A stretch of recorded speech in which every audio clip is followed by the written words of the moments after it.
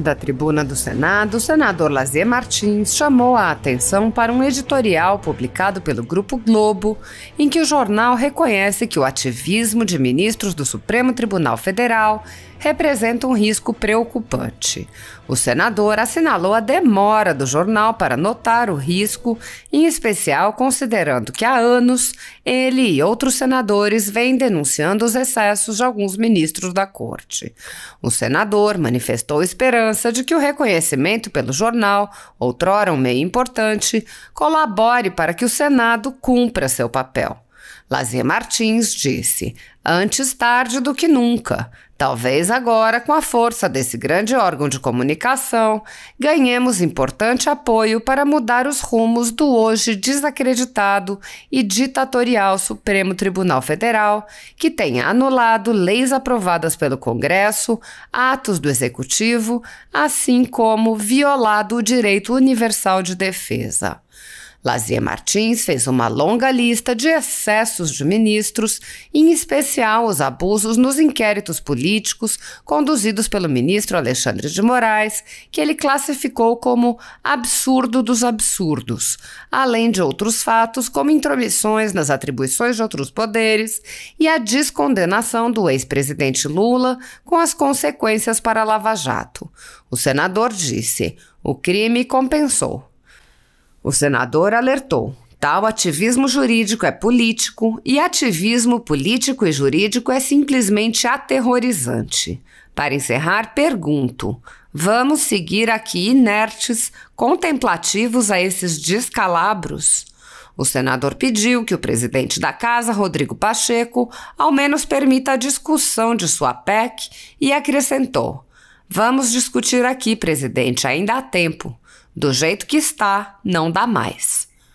Segundo a Constituição Federal, o controle dos atos de ministros do Supremo Tribunal Federal é realizado pelo Senado, que pode promover o impeachment dos ministros em caso de crime de responsabilidade.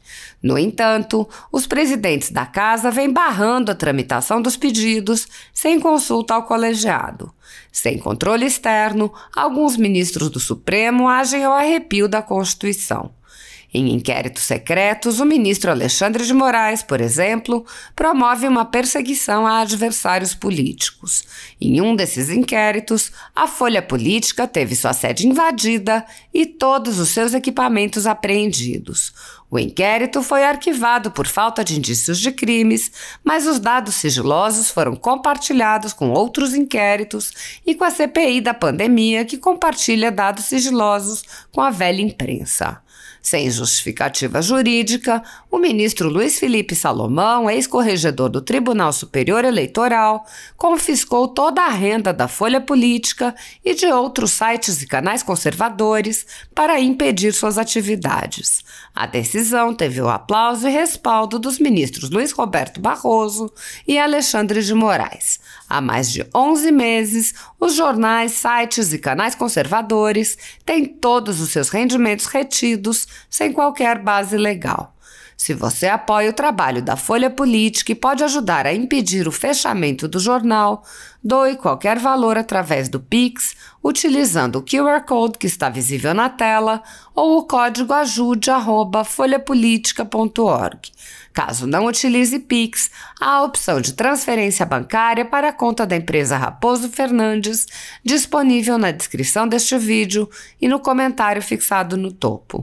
Há 10 anos, a Folha Política vem mostrando os fatos da política brasileira e dando voz a pessoas que o cartel midiático quer calar. Pix ajude@folhapolitica.org.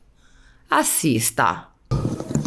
Senadoras, senadores, telespectadores da TV Senado, ouvintes da Rádio Senado. Em editorial da semana passada, dia 15, o tradicional jornal O Globo fez uma oportuna reportagem sob o título "Ativismo do STF representa risco preocupante". Ponderável conclusão, senhores senadores, contra a qual nada a opor. Eu até vou pedir a Vossa Excelência a inserção nos anais do Senado desse artigo, desse editorial do jornal O Globo, do dia 15 recente. O único reparo que entendo caber sobre esse editorial é com relação à demora que o jornal teve para tal percepção, assim como quando escreve que o outro risco para a democracia está no fato deste risco estar passando despercebido. Ora, aqui se impõe uma correção. Parece que o Globo não acompanha assiduamente as sessões do Senado, porque aqui há anos verberamos contra os absurdos excessos do Supremo Tribunal Federal. De minha parte em particular, a constatação é tão intensa e antiga que já ao chegar aqui, em fevereiro de 2015, logo em seguida, em abril daquele mesmo ano, protocolei uma PEC que leva o número 35/2015, propondo mudar o sistema de indicação dos ministros do Supremo, porque o atual sistema incentiva o aparelhamento da Corte, conforme as conveniências do presidente da República em exercício. Isso tem se mostrado de forma escancarada e irrefutável. E daí os tantos atravessamentos de ministros indicados ao Supremo, avançando em atribuições próprias, ora do Executivo, ora do Legislativo, em flagrantes invasões de competências. Ainda por isso, lamento aqui, em tempo, que os presidentes da CCJ, há tempo, não aceitam pautar a PEC 35 e até impeçam o seu andamento. Lastimável, antidemocrático. Mas voltando ao editorial de O Globo do último dia 15, que chegou tarde, mas antes tarde do que nunca. Talvez agora, com a força desse grande órgão de comunicação, ganhemos importante apoio para mudar os rumos do hoje desacreditado e ditatorial Supremo Tribunal Federal, que tem anulado leis aprovadas pelo Congresso, atos do Executivo, assim como violado o direito universal de defesa. Os fatos comprobatórios são muitos, são conhecidos, aqui, principalmente aqui no Senado. Ministros se dão ao direito de fazer cobranças públicas de ações do governo, assim como falar mal dele em palestras no exterior, como ocorreu não faz muito nas cidades americanas de Austin e Boston. O Supremo alcançou o auge, senhoras e senhores, telespectadores, senadores. O Supremo alcançou o auge das arbitrariedades no famigerado inquérito das fake news, o inquérito 4781, proposto sem participação do Ministério Público e dali até a prisão do deputado Daniel Silveira, passando por cima da inviolabilidade parlamentar e ignorando a atribuição que era da Câmara Federal. Nesse aludido processo, o 4781, o absurdo dos absurdos. A Suprema Corte instaurou o feito se dizendo vítima, partindo, como se sabe, sobejamente se sabe aqui, partindo para investigações, julgamentos, condenações e ordens de prisão. Tudo bem conhecido. Não há paralelo no mundo de... Peço algum tempo a mais, presidente. O caso virou queda de braço de natureza pessoal do ministro Alexandre de Moraes e o presidente da República, que, como se sabe, concedeu o indulto a Daniel Silveira, prisioneiro perseguido pelo ministro. Outro fato, senadores, foi a recente decisão do STF de manter votos de ministros aposentados nos casos em que os julgamentos foram suspensos por pedidos de destaque. Ocorreu aqui um limitador contra os ministros indicados por Bolsonaro, Nunes Marques e André Mendonça. Tal gesto mostra o caráter intransigente do bloco daqueles 7 ministros indicados pelo PT. Assim, senhor presidente, Precedentes perigosos estão abertos.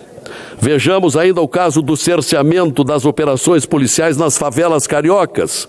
Enquanto isso, contraditoriamente, exigiu do Executivo, há poucas semanas, pressa na apuração do desaparecimento do indigenista e do jornalista na Amazônia. Foi outra intromissão.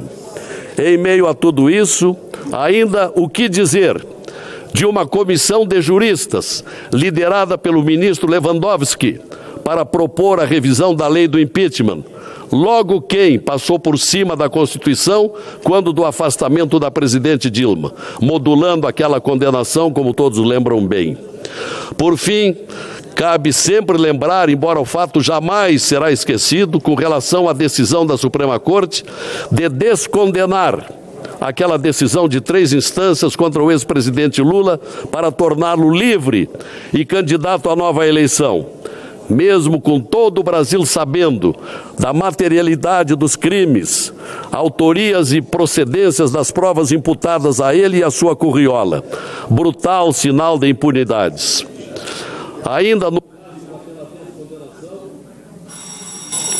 Ainda no rastro daquela descondenação, centenas de larápios da Petrobras, do BNDES, dos fundos de pensão e outros órgãos ganharam as ruas para usufruírem das vantagens ilicitamente auferidas. O crime compensou, senhores senadores. Hoje ainda chegam ao ponto de quererem ressarcimento das multas sofridas. Não poderia haver maior inversão de valores. Portudo, teve razão o jornal O Globo, que citei aqui, quando disse que o ativismo do Supremo é preocupante. Só que, dizemos mais, tal ativismo jurídico é político e ativismo político e jurídico é simplesmente aterrorizante. Para encerrar, senhor presidente, agradecendo a tolerância do tempo, pergunto, vamos seguir aqui inertes, contemplativos a esses descalabros?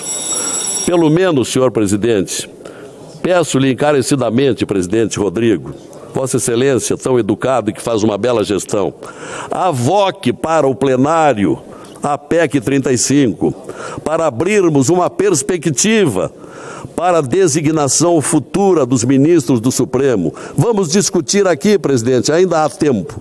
Do jeito que está, não dá mais. Obrigado.